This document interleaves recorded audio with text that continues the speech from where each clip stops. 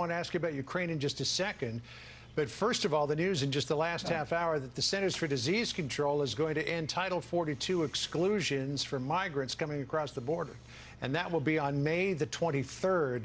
Your expectation for what will happen when that's lifted? Well, it's hard to believe that the Biden administration has found a way to make the worst border crisis in American history even worse, but they have. By repealing Title 42 that our administration asserted as a part of an overall strategy to secure our border that included building a wall, establishing a Remain in Mexico policy. The Biden administration also rescinded on day one. This is simply going to continue to exacerbate a flow of illegal immigrants across our border that is besetting not only border states but impacting people all across this country. I saw some estimate the other day that right now we have about 7,000 people crossing our border illegally every day. That's expected to go up to 18,000 if they repeal Title 42, which simply allowed us to be able to return people to Mexico immediately as the pandemic approached. And that, in combination with Remain in Mexico, John, that actually reduced illegal immigration during the Trump-Pence administration by 90%. It seems to me the Biden administration is intent on driving an agenda that can only be described as open borders. The American people aren't having it. They want secure borders. They want an end to the crisis of illegal immigration. This will only make it worse. You know, Mr. Vice President, welcome, by the way, and thanks for being here. Even some members of the president's own party are warning of the political implications of a move like this. As we near the midterm elections, they are warning that this administration is woefully unprepared to handle currently the expected and projected surge of migrants that this means for our southern border. What do you predict would be the political implications as we watch this play out over the spring and summer?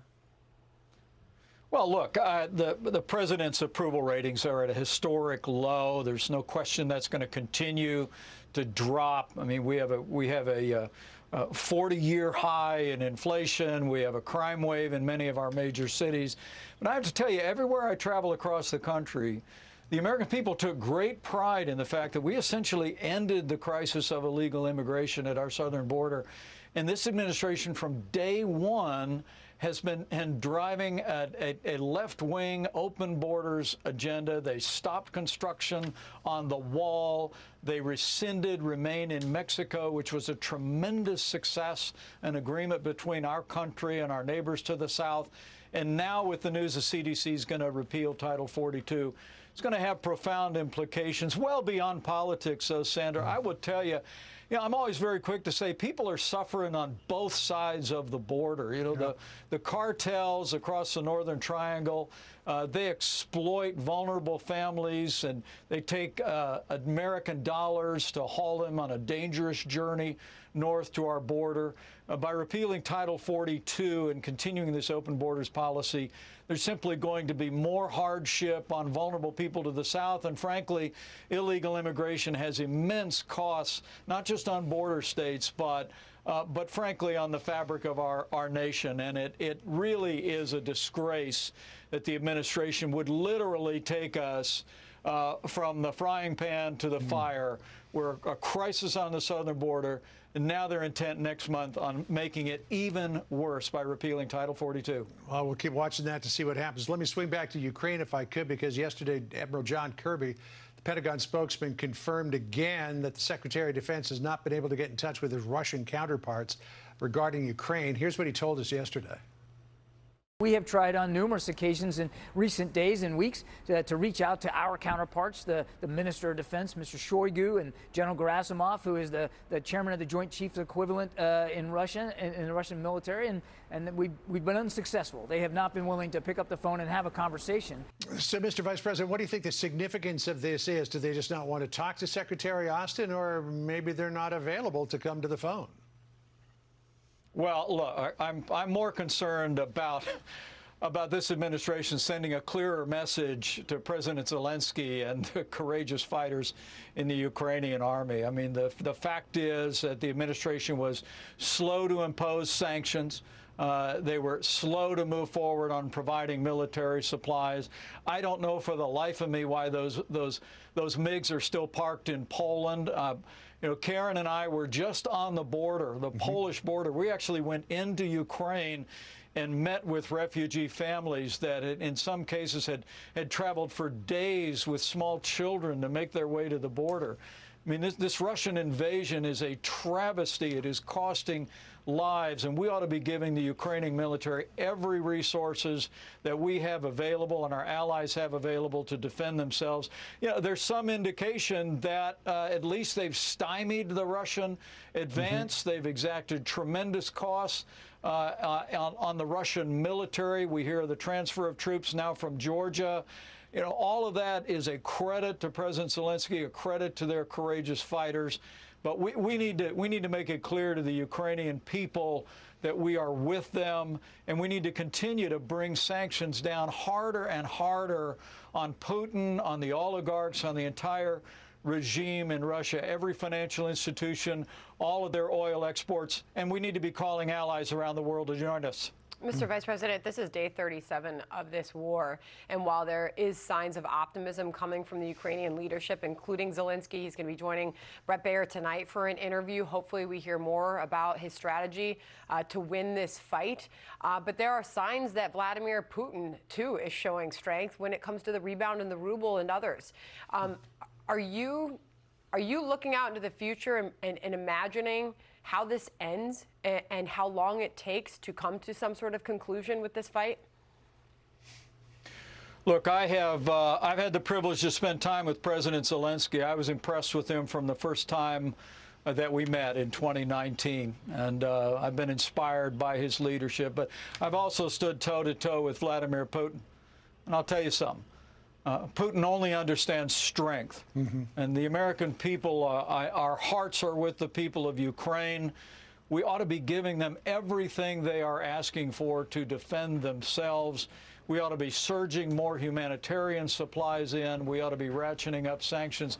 It's only with American strength and rallying our Western allies that we'll be able to really return peace to Ukraine and have any chance of seeing the Ukrainian military drive Putin back out of their country. But it's going to require a more resolute demonstration of American strength than we're seeing today. I mean, the very idea that the Biden administration is working with Russia to try and convince Iran to get back in the Iran nuclear deal.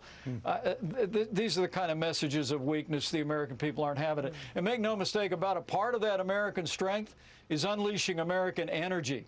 I mean, we're absolutely right to sanction 100% of the oil and gas exports from Russia, but we ought to be turning loose American energy production and exports instead of this war on energy the Biden administration has waged since day one. Which actually brings me, Mr. Vice President, to the point that I was about to ask you, and that is this announcement yesterday by the president that he's going to release 1 million barrels of oil for 180 days to try to mitigate prices. Right. Your administration did it twice, both times in 2019, once after the Houthis in Yemen attacked that Saudi oil facility, another time in November of 2019 to try to mitigate prices. It was a release of about 50 million barrels, but that was at a time when American energy production was at an all-time high.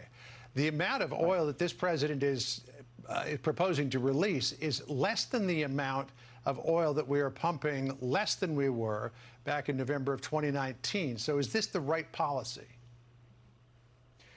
The idea that we would use the Strategic Petroleum Reserve to buy down 35 cents on a gallon of gas is absurd. I mean, that reserve exists to address national emergencies at times of war. And as you said, in our administration, we released from the reserves when we were at full production, when we were a net exporter of energy for the first time in 70 years.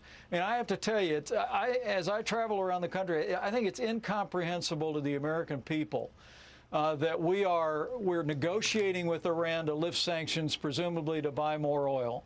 And we've sent a delegation to Venezuela, to the dictator Maduro, to presumably begin to beg for more oil from Venezuela, when we have vast reserves of oil in this country that have been shut down by this administration, shut down leases on public lands, shut down the Keystone Pipeline, ANWR. And then just the other day, the president in Europe was talking about providing more natural gas to Europe to offset the sanctions that we've placed on Russia. But then everyone debated, well, who would we not be exporting to? We're the Saudi Arabia of natural gas. We ought to be developing our resources and return to that robust American energy development strategy that existed under the Trump-Pence administration. But that's all part of the kind of American strength that will lead us back to prosperity, to lower gas prices, and frankly, I think it'll help set the table to quiet the raging violence and war. American strength is the antidote to this moment at home and abroad. You're saying that, Mr. Vice President, because you've had an inside look, a very close inside look at how our energy industry works in this country. And right now, this administration is questioning the motives of our oil and gas companies, suggesting that somehow they are purposely inflating prices for their own profits. And not only that, blaming the price hike at the gas pump on the pandemic and Putin's war, when very clearly we can show you this. This is the price of gasoline on Biden's first day in office, $2.39. The first day of the Russian invasion of Ukraine, it was already at $3.54. So clearly, in President Biden's first year in office, gas prices, food prices, fuel prices were already on the rise. So, Mr. Vice President, can you give us a look at the energy industry? Are we capable of increasing enough production to meet global demand to bring those prices down? How do we do it? And how could the Biden administration send that message to those that are producing the oil? Well, of course we can, Sandra. We just have to unleash American energy. To see the president say that high gasoline prices are a result of the war in Ukraine, it's a result of the war on energy. I mean, from day one, they shut down the Keystone Pipeline. They've shut down ANWR. They've shut down leases for oil and natural gas on public lands, and that's why we started to see this skyrocketing of gasoline prices. You know, I've been around the oil business my whole life. My family was in the gas station business when I was growing up, and I got to tell you, the idea that they're blaming the industry, that they're actually threatening on raising taxes on the industry, instead of simply saying, go develop our natural resources, to go develop in a responsible way the oil and natural gas resources of this country. Let's export it to the world. What we proved in the Trump-Pence administration was how quickly things can turn around. I mean, it's amazing to think in less than 3 years, America became a net exporter of energy for the first time in 3/4 of a century. And all of that got shut down under the Biden administration. And I must tell you, it has made America weaker as a result. It's hurting families at the pump and soon in their utility bills. Inflation at a 40-year high. Energy's a big piece of it.